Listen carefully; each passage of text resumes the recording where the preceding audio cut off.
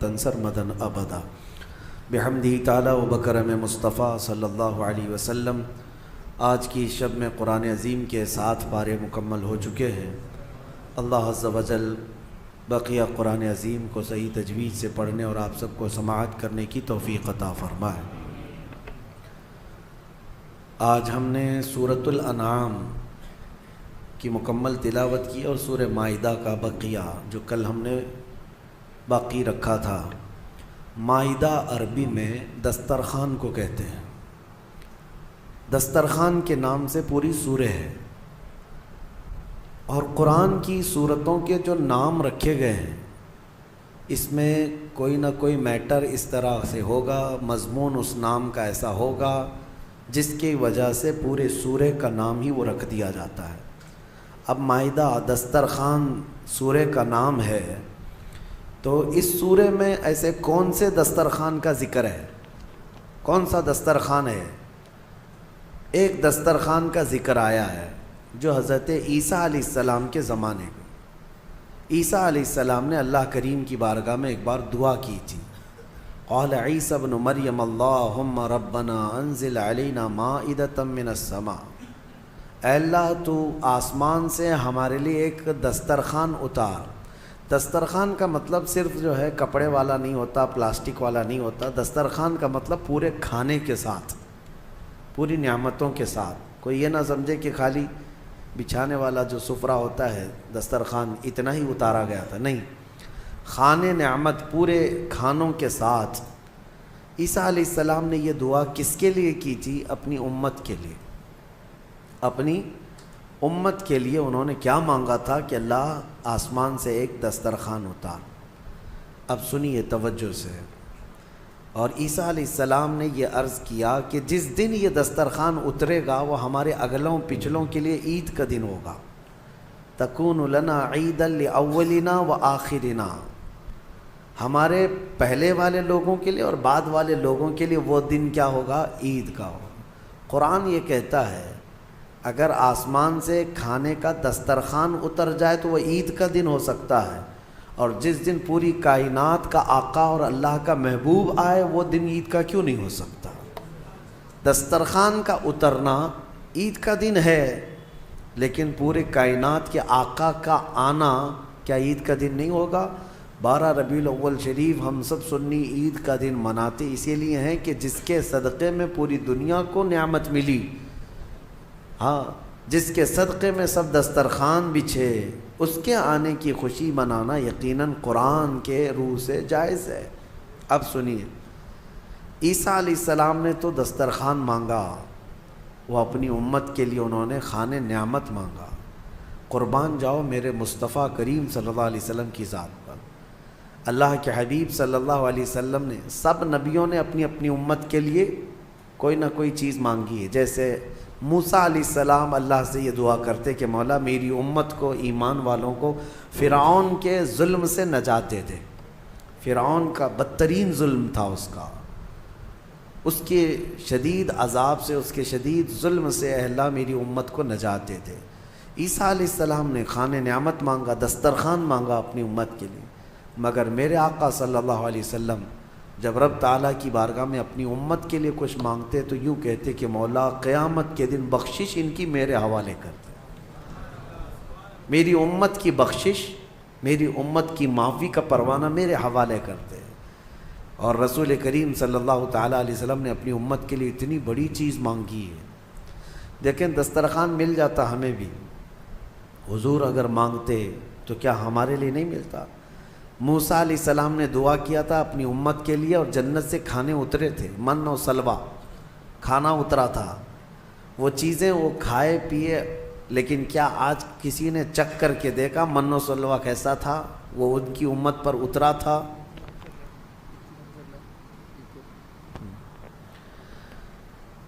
ان کی امت پر اترا تھا اور وہ ختم ہو گیا۔ لیکن جو چیز ہمیشہ کی ہے، زندگی کے بعد آخرت میں جو ہمیشہ رہنے والی چیز ہے، وہ جنت ہے ہمارے لیے، اور نبی پاک صلی اللہ علیہ وسلم نے بخشش اور ہماری مغفرت کے ساتھ ہمارے لیے جنت ہی مانگا ہے۔ اس سورہ میں، سورہ مائدہ میں ایک واقعہ ہے، خاص طور پر انسان اول کا، دنیا میں سب سے پہلے آنے والے انسان کون ہے؟ آدم علیہ السلام۔ ہمارے عقیدے کے مطابق وہ منو نہیں ہے، جیسے آج منو ثابت کیا جا رہا ہے۔ آدم علیہ السلام آدم علیہ السلام ہے، تو منو منو یہ سب چیزیں ہمارے اس میں نہیں آئی، نہ حدیث سے ثابت ہے نہ قرآن سے ثابت ہے۔ سنا ہے آپ نے کہیں آدم علیہ السلام کا نام؟ میرے عزیزو، یہ ایک طرح کی سازش ہے، منوواد کی طرف لوگوں کو دھکیلنا۔ ہمارے ہندوستان میں بہت پہلے ایک راج چلا ہے منوواد کا، اس کی ڈیٹیل پھر کبھی میں بتاؤں گا۔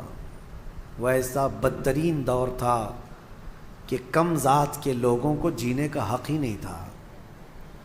وہ اس طرح کہ وہ اگر کسی بڑی اونچی ذات والے کو چھو بھی دیتا تو پھر اس کے ہاتھ کاٹ دیے جاتے۔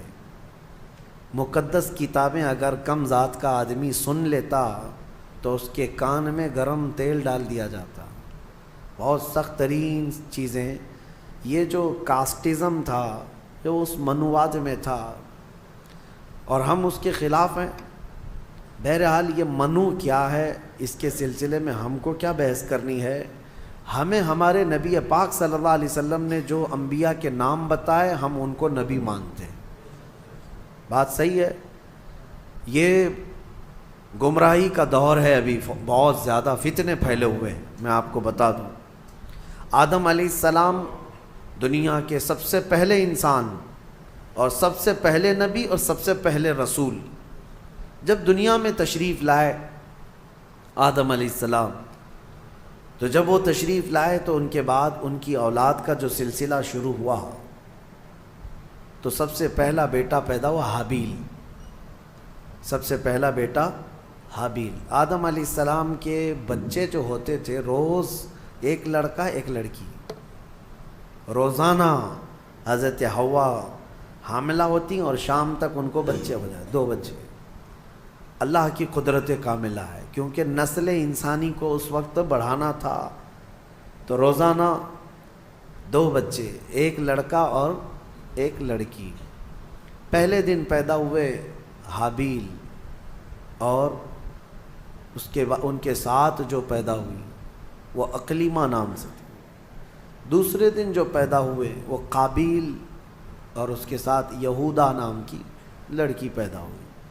اب قانون شریعت یہ تھا آدم علیہ السلام کی امت کا، امت کون ہے؟ ان کی اولاد ہی۔ اب قانون آدم علیہ السلام چونکہ رسول تھے، شریعت کا قانون یہ تھا کہ آج جو پیدا ہوا لڑکا ہے وہ کل پیدا ہونے والی لڑکی کے ساتھ نکاح کر سکتا ہے۔ سیم ڈے والی لڑکی اس کی سگی بہن مانی جاتی، حالانکہ سب بہن ہیں، لیکن سیم ڈے جو پیدا ہوئی وہ لڑکی اور وہ لڑکا شادی نہیں کر سکتے۔ اور آدم علیہ السلام کی شریعت کا ہی یہ قانون۔ میں یہاں رک کر کے تھوڑی بات بتانا چاہوں گا۔ آج جو لڑکا پیدا ہوا ہے وہ کل جو لڑکی پیدا ہو رہی، یہ دونوں بھائی بہن ہیں یا نہیں؟ ایک ہی ماں سے ہیں اور ایک ہی باپ سے ہیں، لیکن چونکہ اس وقت کوئی آبادی ہی نہیں تھی، کوئی دوسری آبادی ہی نہیں تھی۔ شادی ہونا ہے تو انہی میں ہونا ہے، نسل پیدا ہونا ہے تو انہی میں ہونا ہے۔ یہ آدم علیہ السلام کی شریعت میں جائز تھا۔ اب کیا ہمارے لیے یہ جائز ہے کہ آج تم پیدا ہوئے اور 10 سال بعد تمہاری ماں سے دوسری لڑکی پیدا ہوئی تو اس سے تم نکاح کر سکتے ہو، چاہے 50 سال بعد پیدا ہو؟ نہیں، سگی بہن ہے تو اس سے نکاح حرام ہے۔ کل میں نے آپ کو بتایا تھا محرمات عورتیں کیا ہے۔ یہ بات میں اس لیے آپ کے سامنے رکھ رہا ہوں کہ کچھ لوگ جو اپنے آپ کو صوفی کہتے ہیں اور تصوف کا لبادہ اوڑھ کر کے ابھی ایک بہت بڑا ڈھکوسلا چل رہا ہے لوگوں میں گمراہی لانے کے لیے۔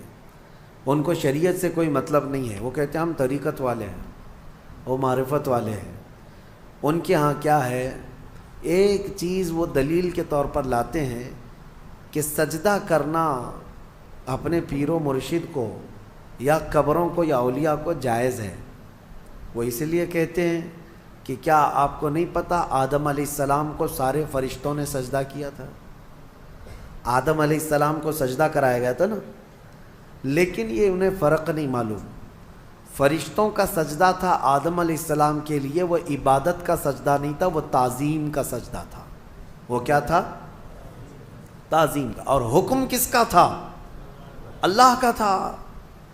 اور پھر ان کے ہاں ایک دلیل ہے، یہ صوفی جو کہتے ہیں، گمراہ لوگوں کے بارے میں کہہ رہا ہوں، جو اوریجنل صوفی ہیں الحمدللہ وہ میرے مصطفیٰ کی شریعت کے پابند ہوتے ہیں. اصل صوفی دیکھنا ہو تو غوث اعظم ہے، اصل صوفی سرکار غریب نواز ہے، وہ شریعت پر پورے کامل طور پر پابند تھے. اور ایک دلیل وہ یہ دیتے ہیں کہ یوسف علیہ السلام کو ان کے باپ اور ان کے 11 بھائی سارے لوگوں نے سجدہ کیا تھا، وہاں بھی وہ تعظیم کا سجدہ تھا. پہلی شریعتوں میں تعظیم کا سجدہ جائز تھا، لیکن میرے مصطفیٰ کی شریعت میں تعظیم کا سجدہ بھی جائز نہیں. تعظیم کا سجدہ بھی جائز نہیں. نہ کسی پیر کو، نہ کسی فقیر کو، نہ کسی ولی کو، کسی کو بھی سجدہ کرنا جائز نہیں ہے. میں ان کو الزامی جواب کے طور پر یہ کہتا ہوں، جو لوگ کہتے ہیں آدم علیہ السلام کو کیا سجدہ نہیں کیا گیا تھا، تو آدم علیہ السلام کی شریعت پہ چل رہے ہو یا محمد الرسول اللہ کی شریعت پہ چل رہے ہو؟ اگر آدم علیہ السلام کی شریعت پہ چل رہے ہو تو ان کے ہاں بہن سے نکاح بھی جائز تھا، کیا تم کر سکتے ہو؟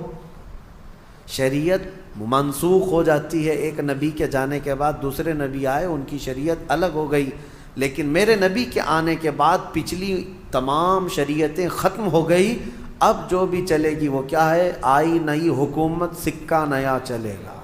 اور نبی کریم صلی اللہ علیہ وسلم کی شریعت، حتیٰ کہ قیامت کے قریب عیسیٰ علیہ السلام بھی تشریف لائیں گے تو فرمایا گیا وہ شریعت مصطفیٰ کے مطابق عمل کریں گے، وہ اپنی شریعت لے کر نہیں آئیں گے. حالانکہ عیسیٰ علیہ السلام نبی بھی ہیں، رسول بھی ہیں، ان کے زمانے میں ان کی شریعت تھی، لیکن قیامت کے قریب اب عیسیٰ علیہ السلام آئیں گے تو کس کی شریعت پر عمل کریں گے؟ ہمارے نبی پاک صلی اللہ علیہ وسلم. اب سنیے، آدم علیہ السلام کے بڑے بیٹے حابیل اور قابیل کا واقعہ اس میں آیا ہے. کیا واقعہ ہے؟ ہوا یہ کہ حابیل کے ساتھ جو لڑکی پیدا ہوئی ان کے ساتھ نکاح نہیں جائز تھا. دوسرے دن جو لڑکی پیدا ہوئی یہودا، اس کے ساتھ حابیل کا نکاح ہونا تھا، اور قابیل جو دوسرے دن والا ہے اس کا نکاح پہلے دن والی لڑکی سے ہونا تھا. لیکن مسئلہ یہ تھا کہ قابیل کو یعنی چھوٹے بھائی کو اپنے ساتھ جو پیدا ہوئی وہ لڑکی زیادہ پسند تھی، وہ خوبصورت بھی زیادہ تھی، وہ لڑکی زیادہ خوبصورت تھی اور اسے اپنے ساتھ پیدا ہوئی لڑکی سے ہی شادی کرنا تھا. آدم علیہ السلام نے منع فرما دیا کہ اللہ کا حکم ہے تم اس سے نکاح نہیں کر سکتے، اس لیے کہ یہ تمہاری سگی بہن ہے. دنیا میں سب سے پہلا فتنہ عورت کی وجہ سے ہوا، سب سے پہلا فتنہ. دونوں بھائیوں میں شدید اختلاف پیدا ہو گیا. حابیل اور قابیل میں اتنا شدید اختلاف پیدا ہوا کہ ایک لڑکی سے نکاح کرنا ہے، شادی کرنا ہے. اس شادی کے چکر میں دونوں کا جھگڑا بھی ہوا، یہاں تک کہ آدم علیہ السلام نے حکم دیا دونوں کو کہ تم دونوں ایک ایک قربانی کرو جانور، اور کھلے میدان میں لا کر کے اپنی اپنی قربانی رکھو. جس کی قربانی قبول ہو گئی وہ حق پر ہے. اور قبول ہونے کا طریقہ کیا ہے؟ آسمان سے کوئی چیز آئے گی اور جس کی قبول ہے وہ قربانی اٹھا کر لے جائیں گے. یہ واقعہ بھی قرآن پاک میں موجود ہے. تو دونوں نے ایک ایک قربانی کی، حابیل نے بھی اور قابیل نے بھی. دیکھیں فیصلہ اب یہ سیدھے اللہ کی طرف سے آنا ہے.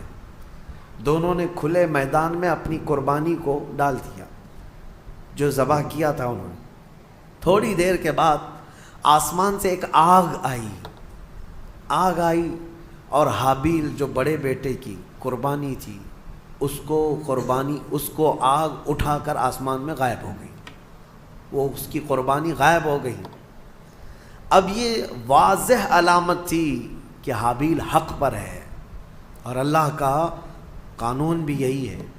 لیکن قابیل کو نہ ماننا تھا، نہیں مانا. عورت کی محبت دل میں ایسی رچ بس گئی تھی کہ وہ اس حقیقی نشانی کو دیکھنے کے بعد بھی وہ نہ مانا، کہا کہ میں نہیں مانوں گا. آدم علیہ السلام نے بہت سمجھایا کہ حد سے نہ بڑھو، اللہ تبارک و تعالی حد سے بڑھنے والوں کو پسند نہیں کرتا۔ پھر ہوا یہ کہ آدم علیہ السلام حج پہ چلے گئے، حج پہ چلے گئے، خانہ کعبہ کی زیارت کے لیے اللہ کا حکم ہوا، آدم علیہ السلام چلے گئے۔ اب یہ واقعہ کہاں پیش آیا تھا، اس میں تاریخ میں الگ الگ باتیں آتی ہیں، لیکن بہت سارے علماء کا کہنا ہے کہ یہ واقعہ ہندوستان میں ہی پیش آیا تھا،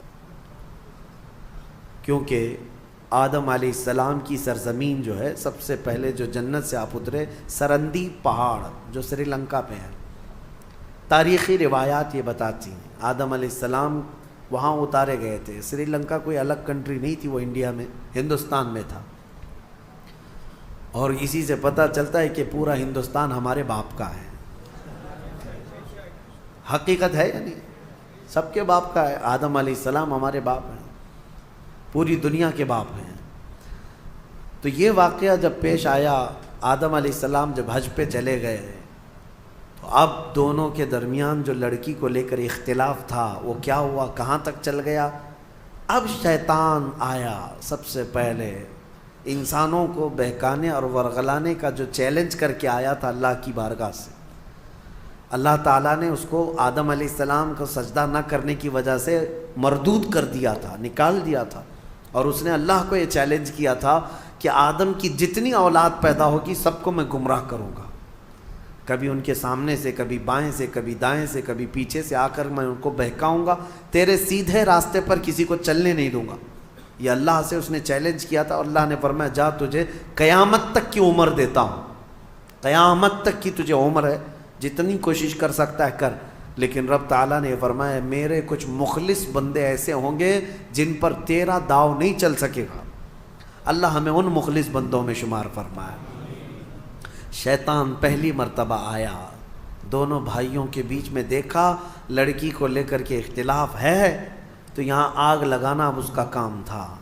اس نے آ کر کے قابیل کو کہا تیرے لیے اچھا سا راستہ میں کیوں نہ بتاؤں، تیرے حق میں وہ لڑکی اچھی ہے، تجھے کرنا ہی چاہیے تھا، تیرا باپ بھی مخالف ہے، تیرا بڑا بھائی بھی مخالف ہے، لہذا ایک کام کر، اس تیرے بڑے بھائی کو دنیا سے ہی ختم کر دے، راستہ صاف ہو جائے گا۔ اس وقت تک ابھی موت نہیں معلوم کسی کو، پیدا تو ہوئے تھے لیکن موت ابھی تک کسی کی نہیں آئی ہے، نہ ہی مرنا معلوم، نہ ہی مارنا معلوم تھا۔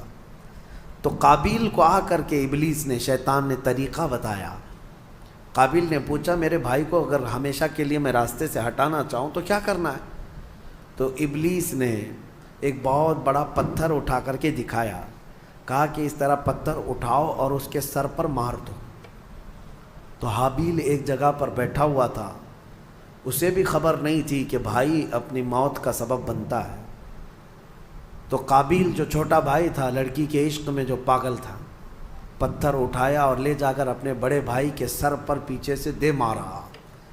جیسی ہی مارا تو وہ سر پھٹ گیا اور بڑے بھائی کا اسی جگہ پر انتقال ہوا۔ دنیا کا پہلا مرڈر ہے، دنیا کی پہلی موت اور دنیا کا پہلا قتل کس نے کیا؟ چھوٹے بھائی نے بڑے بھائی۔ کس کے لیے کیا وہ بھی پتہ ہے، عورت کے لیے کیا۔ ہوا یہ کہ قتل کرنے کے بعد اب یہ تک نہیں پتا تھا اس کو کہ کرنا کیا ہے اس لاش کا۔ اللہ فرماتا ہے فَبَعَثَ اللَّهُ غُرَابًا يَبْحَثُ فِي الْأَرْضِ، اللہ تعالیٰ نے کوے کو بھیجا۔ کوا، دو کوے آسمان سے اڑتے ہوئے آئے، ایک کوا دوسرے کوے کو ٹھونک مارتا تھا، لڑائی دونوں کی چل رہی تھی، دونوں کووں کی لڑائی چل رہی۔ قرآن میں اللہ نے بیان فرمایا اس کو، لڑتے لڑتے ایک کوے نے دوسرے کوے کو اتنا مارا کہ زمین پر گر گیا، ایک کوا مر گیا، دوسرا کوا بیٹھا تھا۔ ایک زندہ کوا ہے اور ایک مردہ کوا ہے، کوے بھی دونوں بھائی ہی ہوں گے، اور کیا پتہ وہ بھی کسی لڑکی کے لیے لڑ رہے ہوں، لیکن یہ تو تفسیر میں نہیں ہے، کیوں لڑ رہے تھے یہ تو نہیں معلوم، لڑے اور مارا بھی ایک کوے نے، اور مر گیا دوسرا کوا۔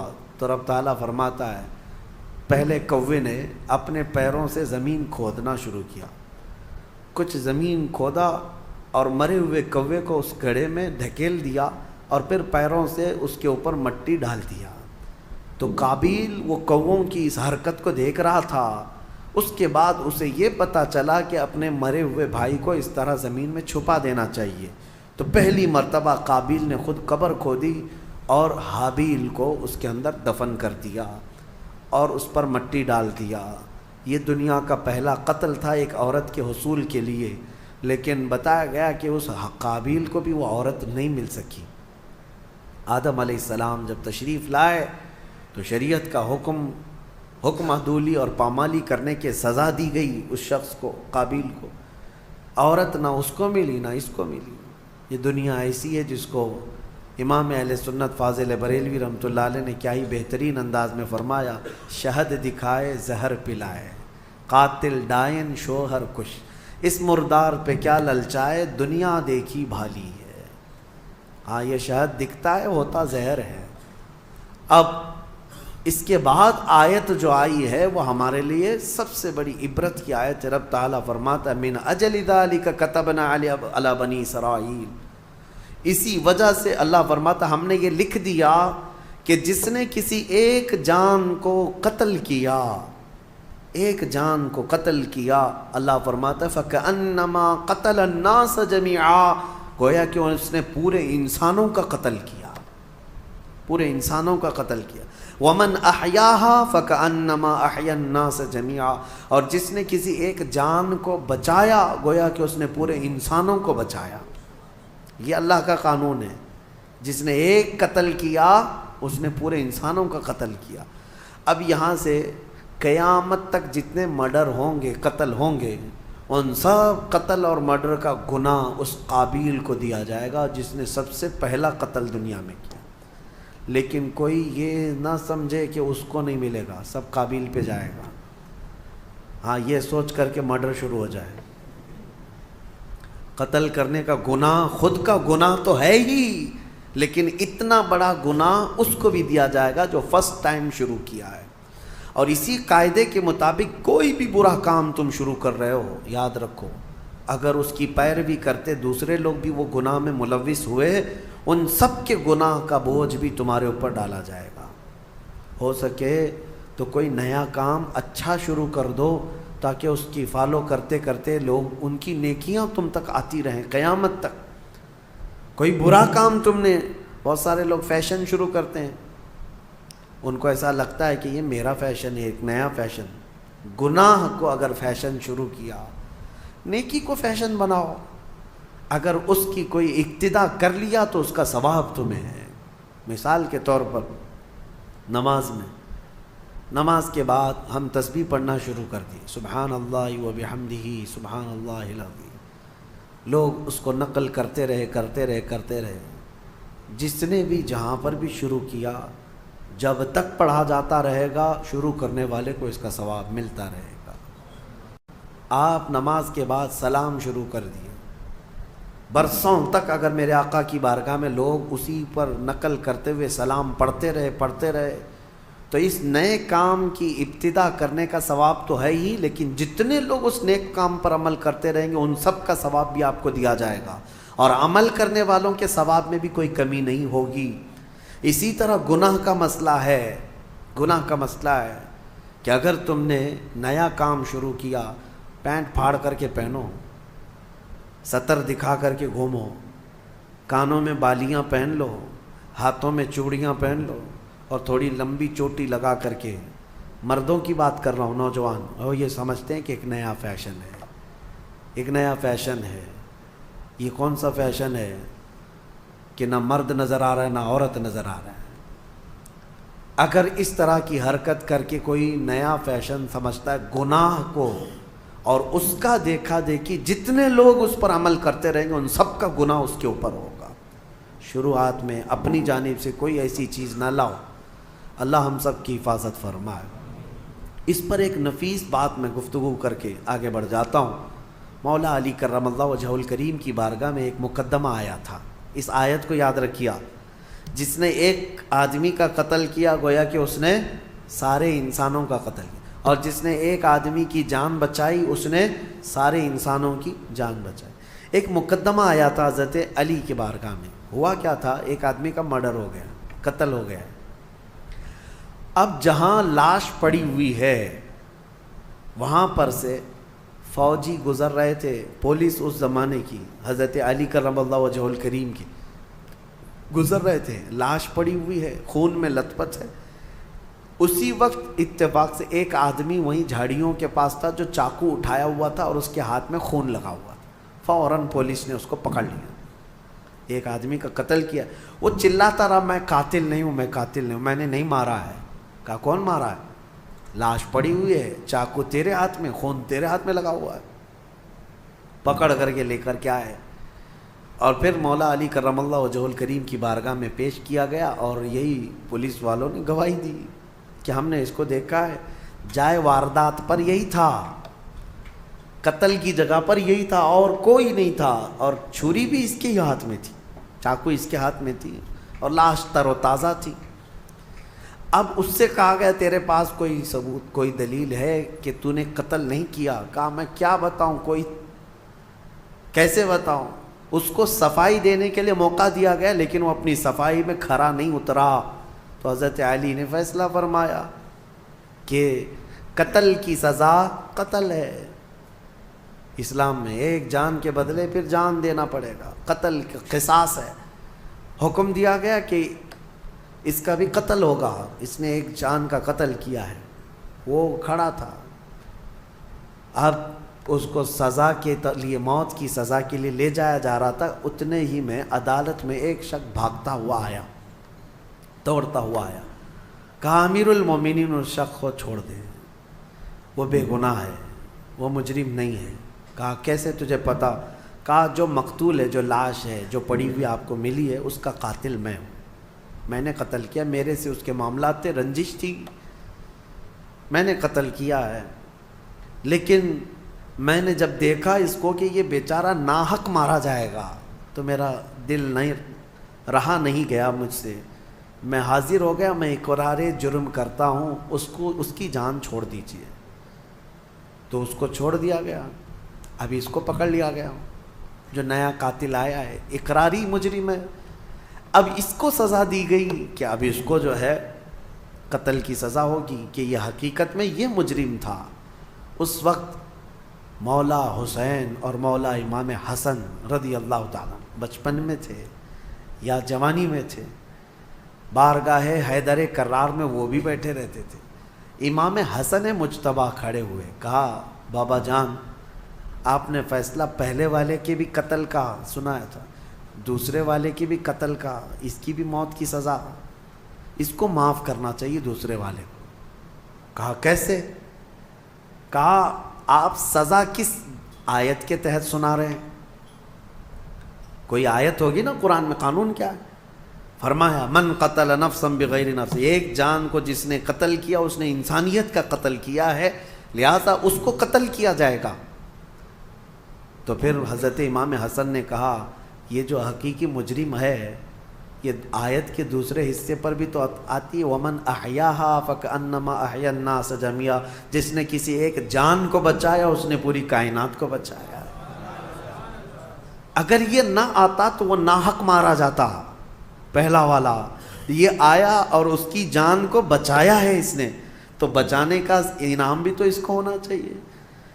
تو اس کو بچانے کے عوض میں پھر اس کو معاف کرنے کا پروانہ دیا گیا، لیکن جو مقتول تھا اس کے گھر والوں کو بلایا گیا کہ کیا تم اس قاتل کو معاف کرتے ہو؟ تو دیت لے کر کے، جو معاوضہ ہوتا تھا وہ لے کر کے گھر والوں نے بھی اس کو معاف کیا۔ میرے عزیزو، یہ آیت آج پوری دنیا جانتی ہے، قرآن میں موجود ہے۔ ہم مصر میں تھے پڑھنے کے زمانے میں، اس آیت کو دہرا رہا تھا امریکی پریسیڈنٹ اس وقت اوباما، وہاں پر آیا ہوا اور وہ یہ آیت کو بار بار پڑھ رہا تھا اور بتا رہا تھا کہ اسلام میں یہ ہے کہ ایک قتل جس نے کیا گویا کہ پوری انسانیت کا قتل کیا، اور جس نے ایک آدمی کو بچایا اس نے پوری کائنات کو بچایا۔ وہ بڑے بھاشن تھے، لیکن ہم یہ سوچ رہے تھے جو اسلام کی اتنی باریکی کو جانتے ہیں اور پھر دہشت گردی کا لیبل اسلام کے اوپر تھوپتے کیوں ہیں؟ جس دین نے یہ فرمایا ایک قتل بھی ناحق جائز نہیں، اس دین کے اوپر اتنا بڑا بلیم کہ یہ قتل کا آرڈر دیتا ہے، لوگوں کو مارنے کا حکم دیتا ہے، میرے عزیزو آج بھی ہندوستان میں یہی پروپیگنڈا پھیلایا جا رہا ہے کہ قرآن میں ایسی آیتیں ہیں جس میں کافروں کو مارنے کے لیے آئی ہیں. ہاں آئی ہیں, میں انکار نہیں کرتا, آئی ہیں. اللہ تعالیٰ نے فرمایا جہاں پاؤ مارو ہے. یہ آیت بہت چبھتی ہے. حیث وجدتموہم فاقتلوہم حیث وجدتموہم, جہاں پاؤ قتل کر دو. اب اس کو سن کر کے پڑھ کر کے لوگوں کو وہ لگتا ہے کہ قرآن میں قتل کرنے کا حکم آیا, قتل کرنے کا حکم آیا. اتنا واویلا مچاتے ہیں, اتنا ڈھنڈورا پیٹتے ہیں. میں آپ کو بتاؤں, آپ اس چیز کو مذاق میں مت لیں. میں اگرچہ آپ کے ساتھ مذاق میں کہہ رہا ہوں, لیکن آیت حقیقت میں ہے اور آج بھی ہے. قرآن میں ہے, ہم نے تلاوت کیا, دوسرے پارے میں موجود ہے آیت. لیکن ایک لاجک آپ سے بھی اور ان سے بھی پوچھتا ہوں, دماغ میں آنے والی بات ہے. نماز کیوں پڑھتے ہیں؟ قرآن نے کیا کہا؟ اقیموا الصلاۃ, نماز قائم کرو. پوری دنیا کے مسلمان نماز پڑھ رہے ہیں کہ نہیں پڑھ رہے؟ کیوں؟ قرآن میں جو آیا مسلمان پریکٹیکلی اس پر عمل کرتے ہیں. قرآن میں خالی لکھنے کے لیے نہیں آیا, مسلمان اس پر عمل کرتے ہیں. اور پوری دنیا جانتی ہے سب سے زیادہ پریکٹیکل اپنے دین پر کوئی مذہب کے لوگ کرتے ہیں تو صرف مسلمان کرتے ہیں. سب سے زیادہ پریکٹیکلی جو ہے لائف کسی کی ہے ریلیجیس جس کو کہتے ہیں, وہ مسلمان ہیں پوری دنیا میں. باقی سب کے وہاں لکھے ہوئے بہت کچھ ہیں لیکن زندگی میں نہیں ہے. نماز پڑھنے کا حکم ہے, ہم نماز پڑھتے ہیں. زکوٰۃ دینے کا حکم ہے, ہم زکوٰۃ دیتے ہیں, ہے نا. حج کرنے کا حکم ہے, ہم حج کرتے ہیں. روزہ رکھنے کا حکم آیا, ہر سال رکھتے ہیں کہ نہیں. تو قتل کرنے کا حکم آیا, 1400 سال سے قتل کیوں نہیں کرتے؟ کیا جہاں مسلمانوں کی حکومت ہے مار رہے ہیں, قتل کر رہے ہیں. اور ان پاکھنڈیوں کو سوچنا چاہیے, اس ملک پہ 700 سال تک ہمارا راج رہا ہے. اگر اس آیت پر عمل کیے ہوتے تو ایک کیڑا بھی نہیں بچتا. اس آیت پر اگر عمل کیے ہوتے تو کوئی ایک مچھر اور ایک کیڑا بھی نہیں بچتا. انہیں سمجھنا چاہیے کہ اس کا ایک بیک گراؤنڈ ہے اس آیت کا, کس وقت نازل ہوئی, کس کے لیے نازل ہوئی, اور اس کو لا کر کے سب جگہ تھوپتے رہتے ہیں. میرے عزیزو, یہ ان کفار و مشرکین کے لیے تھا جنہوں نے صحابہ اکرام کا جینا دوبھر کر دیا تھا. اب میں آپ سے ان سے ایک سوال کرتا ہوں, ہمارے ملک میں کوئی دشمن ملک کا نام سنتے ہی ان کے دماغ میں ایک ہی ملک آتا ہے بہرحال, اور دہشت گرد بھی, آتنکواد بھی وہیں کے ہوتے ہیں ان کے حساب سے. اگر 4 آتنکوادی گھس کر کے آ گئے میرے اپنے اس دیش میں, آپ کے ملک میں, اور وہ سڑکوں پر دندناتے ہوئے گھوم رہے, تو یہاں کی جو عدالت عالیہ ہے, ہائی کورٹ ہو, اوپر کی عدالت, وہ کیا آرڈر جاری کرے گی پولیس کو؟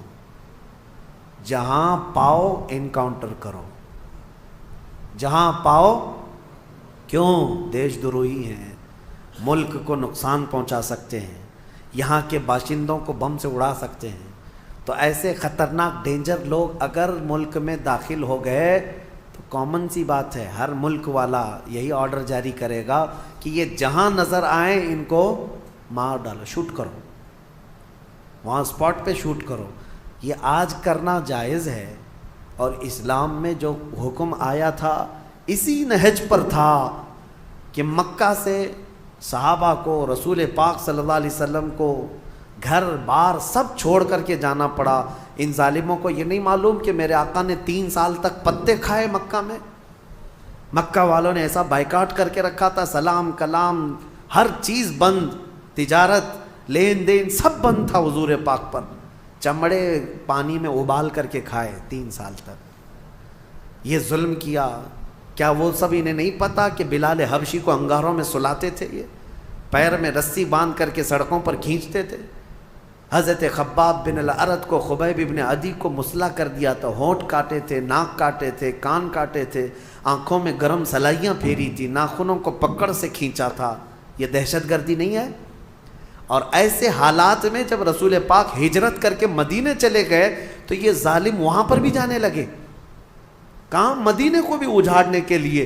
اب بتاؤ اللہ کا حکم نہیں آئے گا کہ ایسے آتنکوادی جب بھی مدینے میں آئیں پکڑو ان کو؟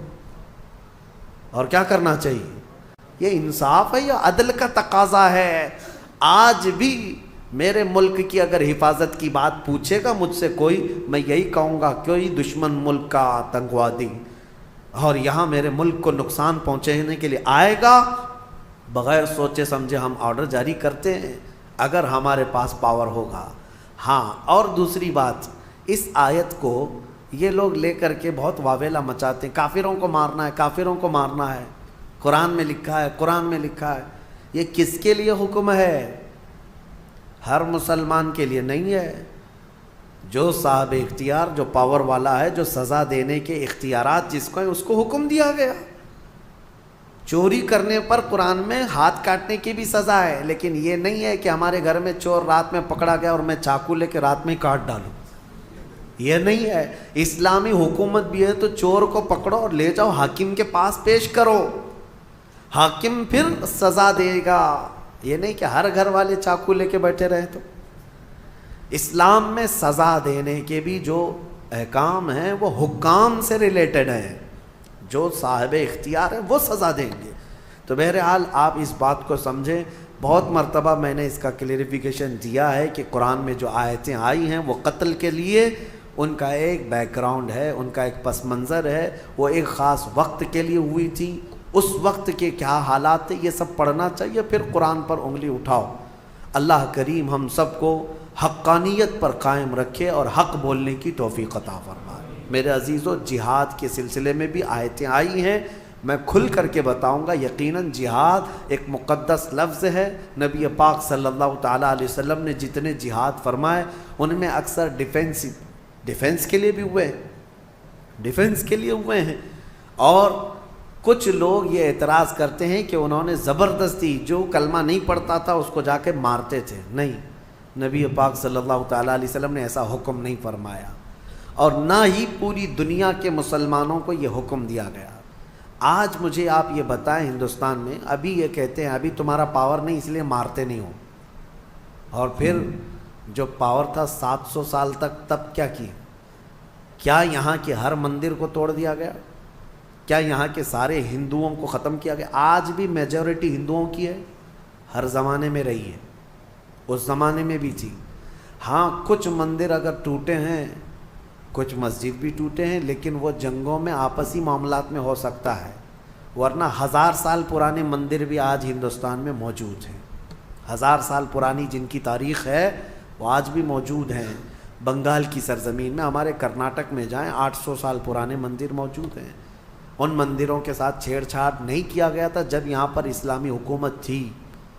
میرے عزیزو، اسلام اس بات کا حکم نہیں دیتا۔ سیدنا عمر فاروق رضی اللہ تعالیٰ عنہ جب بیت المقدس فتح ہوا تو خود چل کر کے گئے تھے۔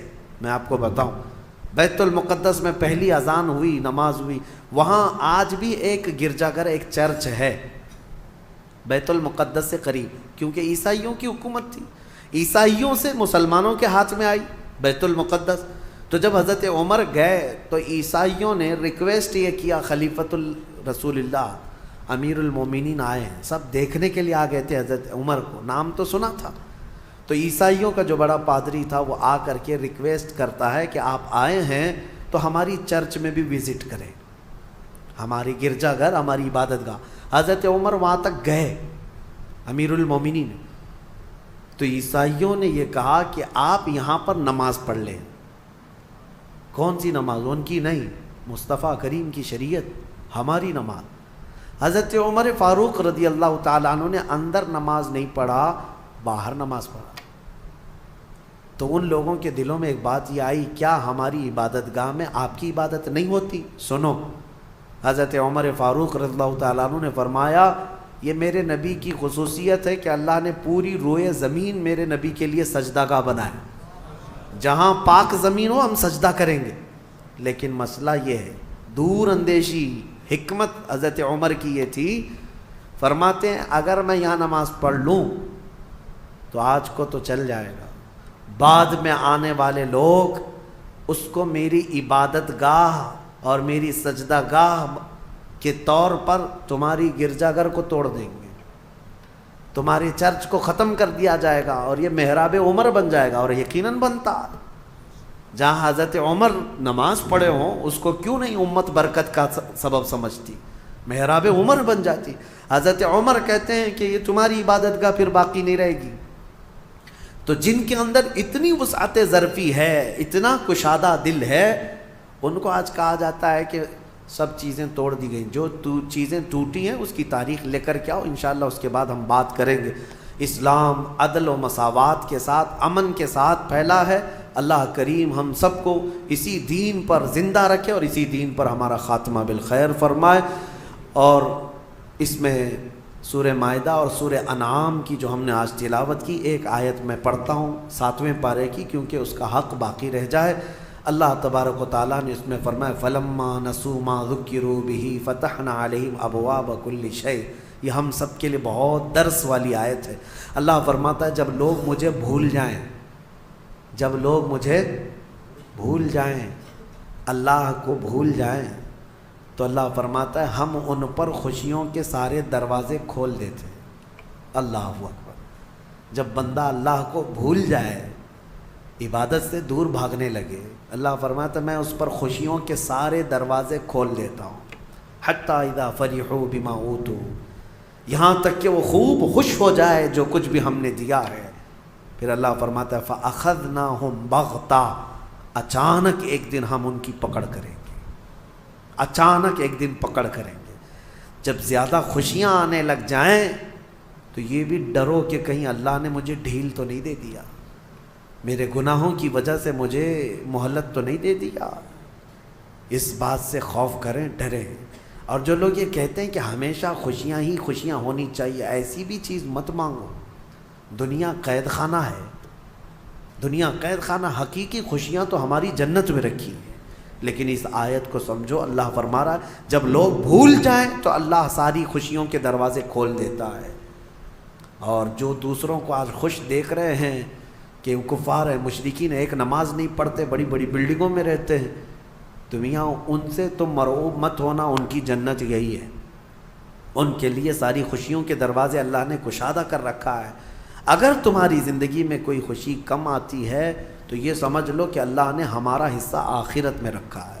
اللہ تبارک و تعالی ہم سب کو ان آیات بینات پہ عمل کی توفیق عطا فرمائے۔